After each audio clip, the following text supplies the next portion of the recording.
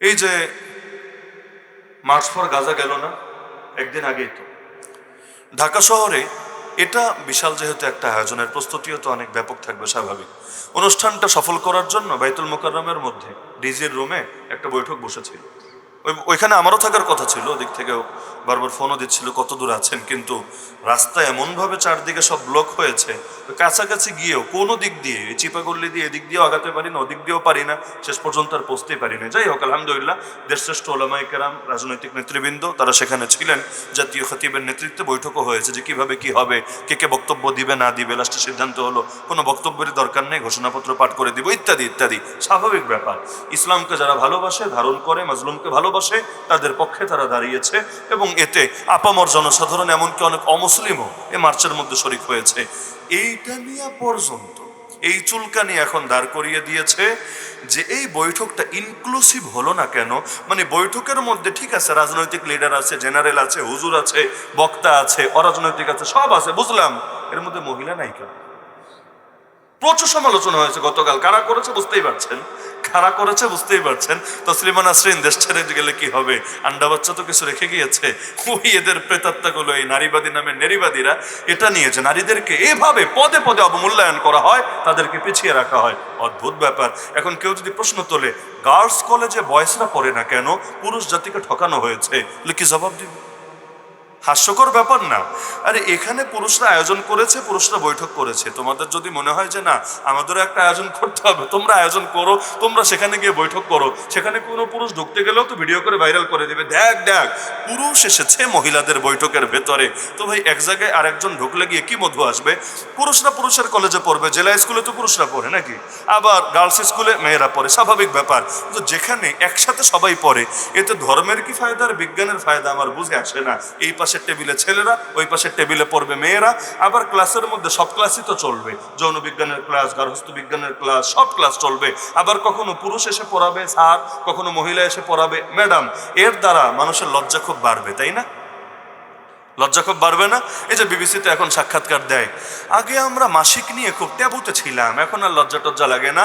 এখন আমরা ভাইকেও বলতে পারি, বন্ধুকেও বলতে পারি এগুলোর কথা। আমরা দোকানে গিয়ে প্রকাশ্যে প্যাডও কিনতে পারি, আমাদের কোনো লজ্জা লাগে না। আমাদের কাছে এগুলো একটা স্বাভাবিক ব্যাপারে পরিণত হয়েছে। বাহ, খুব এগিয়ে গিয়েছে, খুব এগিয়ে গিয়েছে, একদম এক লাফে জাহান্নামের অর্ধেক রাস্তাতে এগিয়ে গিয়েছে। অবস্থাটা এমন হচ্ছে না, না হলে এমন তো না যে আগের যুগে সমস্যা কারো ছিল না আর সমাধানও ছিল না, কিন্তু নিজে বাথরুম করলো তো এটা মানুষ বাইরে বলে বেড়ায় না, এটা গর্ব করার কোনো বিষয় না, ন্যাচারাল বিষয়, ন্যাচারাল ভাবেই থাকবে। কিন্তু নারীর বিষয়ে পুরুষের কাছে বলার মধ্যে কি ফজিলত আছে? তো যত দিন যাচ্ছে এভাবে নারীদেরকে ওদের ইন্ধনে পরিণত করার চেষ্টা চালাচ্ছে। এখন শিয়াল যদি মুরগিরে বোঝায়, দেখ মুরগি, তোর একটা স্বাধীনতা আছে, তোর একটা জীবন আছে, তোকে দেখ এই সন্ধ্যা হলে কিভাবে খাঁচার মধ্যে বেঁধে রাখে, অথচ তুই স্বাধীনভাবে ঘুরবি, যেখানে মনে চায় থাকবি, যখন মনে চায় বাইরে যাবি, যখন মনে চায় আসবি। দেখ আমরা কত স্বাধীন, আমাদের কেউ আটকায় না, কেউ প্যারা দেয় না, পুরো চিল আর চিল। তোরাও এই মোডে চলে আস, তোরাও শান্তিতে থাকবি।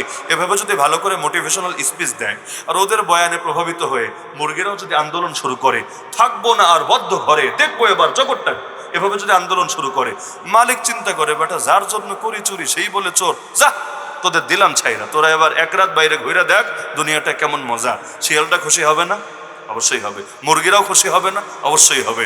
কিন্তু পরিণতিটা কি হবে? মুরগিরা বাইরে তো যাবে, এর পরের পরিণতি কি হবে? এজন্য ওই ক্লোজ আপ, কাছে আসার গল্প, কাছে আসার গল্প তো শোনায়, কিন্তু এই গল্পের পরের গল্প যে কতটা জঘন্য, কতটা বিভৎস, কতটা নিকৃষ্ট, কতটা কান্নার গল্প, সেটা কিন্তু আর কিছুতেই শোনায় না। হাতির দাঁতের মতো, কুছ দেখানে কে লিয়ে কুছ খানে কে লিয়ে। ইয়া বড় বড় দাঁত থাকে, এটা জাস্ট ফর শো, এটা দিয়ে খায় না, আসল যেটা দিয়ে খায়, কিন্তু এটা আবার বাহিরে দেখায় না। এই কাফের মুশরিকদের হালত হয়েছে এমন। এই ফিতনার জামানায় সবচাইতে বেশি ঝুঁকিতে কারা? মনে নাই? সবচাইতে বেশি ঝুঁকিতে কারা? নারীরা। এই নারীদেরকে ফিতনা থেকে বাঁচাতে চাইলে কি করতে হবে? এক নম্বর কাজ, সহি জ্ঞান শিক্ষা দিতে হবে। জ্ঞানের কোনো বিকল্পই থাকতে পারে না। কোরআনের নাজিল হওয়া প্রথম আয়াতে ছিল তুমি পড়ো, নাকি তুমি মূর্খ থাকো? তুমি মূর্খ থাকো, এটা কোরআনের প্রথম আয়াত ছিল। তুমি পড়ো তোমার রবের নামে যিনি সৃষ্টি করেছেন। তাহলে যেই ইসলামের ধর্মগ্রন্থ কোরআনের প্রথম আয়াতে ছিল পড়ো, ওই ইসলামে মানুষ অজ্ঞ থাকবে, মূর্খ থাকবে, এর চাইতে বড় আফসোসের বিষয় কিছু হয় না। আর যেই জ্ঞান দিয়ে আল্লাহ চেনা যায় না, রাসূল চেনা যায় না, হক চেনা যায় না, ওইটা কোনো জ্ঞানের ক্যাটাগরির মধ্যেই পড়ে না। আগে মূল ঠিক হবে, তারপর ডালপালার দাম থাকবে। শিকড়ে যদি না থাকে তাহলে অত ডালপালায় পানি ঢেলে কি হবে? তাহলে আগে আল্লাহ চিনতে হবে, রাসূল চিনতে হবে, কোরআন বুঝতে হবে, হক বুঝতে হবে। তাহলে প্রতিটা নারীকে দ্বীনের বেসিক জ্ঞান দিতেই হবে, যাতে ঈমান নিয়ে বাঁচতে পারে, ঈমান নিয়ে মরতে পারে, ঈমানের রঙে নিজের পরিবার, নিজের সমাজকেও রাঙাতে পারে। 2 নম্বর কাজ, উত্তম পরিবেশ তাদেরকে দিতে হবে। পরিবেশের দ্বারা মানুষ প্রভাবিত হয়। আমিও হব, আপনিও হবেন, সবাই হব, স্বাভাবিক ব্যাপার। জেলখানার ভেতরে আমরা দেখতাম সাধারণত কারো তাহাজ্জুদ ছোটে না। কোথায়? ওই যেখানে হুজুরদেরকে নিয়ে একসাথে বন্দি রেখেছিল, ওই 2021-এর গণগ্রেফতারির কথা আমি বলছি। ওইখানে খানকার মধ্যে হয়তো তাহাজ্জুদ নিয়মিত আমল হয়, আমাদের ঘরগুলোতে হয় না। এমনকি মাদ্রাসাগুলোতে সাধারণত চাপ দেওয়া হয় না। কেন? ছাত্রদের ক্লাস আছে। ওই তাহাজ্জুদে সবাইকে বাধ্য করলে দেখা যায় ক্লাসে বসে বসে ব্রয়লার মুরগির মতো ঝিমায়, মনোযোগ থাকে না। এজন্য এটা ঐচ্ছিক রেখে দেওয়া হয়, চাপ দেওয়া হয় না। কিন্তু আমরা কারাগারে দেখতাম পরিবেশটাই এমন, 8টা থেকে 8:30টার মধ্যে সবাই ঘুমিয়ে যাচ্ছে, কাজ তো নাই, কি করবে?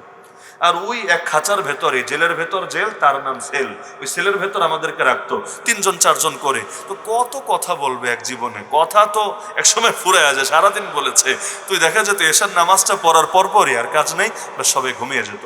8টায় যদি একটা মানুষ ঘুমায়, কত ঘুমাবে বলেন? 6 ঘন্টা, 7 ঘন্টা, 8 ঘন্টা, কত ঘুমানো যায়?